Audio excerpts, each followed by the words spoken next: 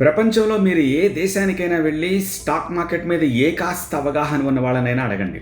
మార్కెట్లో పరిచయం అక్కర్లేని ఏదైనా ఒక పేరు చెప్పంటే ఎవరైనా చెప్పేది one and only Warren buffet పేరు. స్టాక్ మార్కెట్ అనగానే ఫస్ట్ అందరికీ వారెన్ బఫెటే స్మరణకు వస్తూ ఉంటారు. బఫెట్ ఇన్వెస్ట్మెంట్ రెసిపీ సీక్రెట్ ఏం కాదు, చిదంబర రహస్యం అంతకంటే కాదు. బఫెట్ ఏం కొంటున్నాడు, ఎప్పుడు కొంటున్నాడు, ఏం అమ్ముతున్నాడు, ఎప్పుడు అమ్ముతున్నాడు, ఆర్ బఫెట్ దగ్గర క్యాష్ రిజర్వ్ ఎంత ఉంది, బఫెట్ పోర్ట్ఫోలియో ఏంటి, అన్నీ కూడా పబ్లిక్ డొమైన్లో ఈజీగా దొరికేస్తాయి. కానీ ఇంత ఓపెన్గా ఉంటే, బఫెట్ సక్సెస్ మంత్ర అందరికీ తెలిస్తే ఇంకొక బఫెట్ ఎందుకు తయారవ్వలేదు? అది కూడా 6-7 దశాబ్దాలుగా.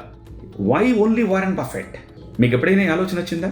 ఇంకొక వారెన్ బఫెట్ ఎందుకు తయారవ్వట్లేదు వారెన్ బఫెట్ని మించి అని?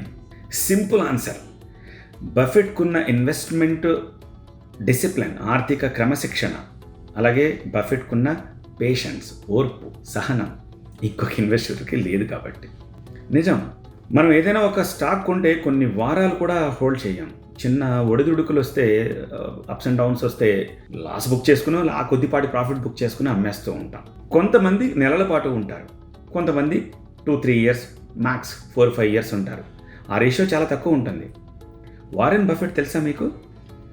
కొన్ని దశాబ్దాల పాటు ఉంటాడు ఏదైనా ఒక స్టాక్ నమ్మితే. కోకోకోలా కొని ఎంతకాలం అయింది వారెన్ బఫెట్? కోకోకోలా కొన్న తర్వాత యుద్ధాలే వచ్చేసాయి, మహమ్మారులు వచ్చాయి, కోవిడ్ లాంటివి. బట్ కోకోకోలాను వదలలేదు వారెన్ బఫెట్. మనం అంటే అసలు ఎంత ప్రపంచంలో ఉన్న ఏ ఇన్వెస్టర్కైనా అంత పేషెన్స్, అంత డిసిప్లిన్ ఉంటుందా?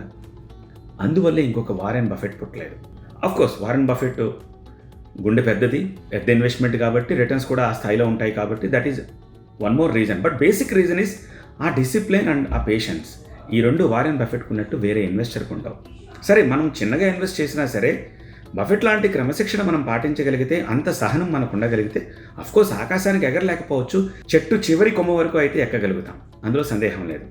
ఏమంటారు? Please share it, right your comment and like it.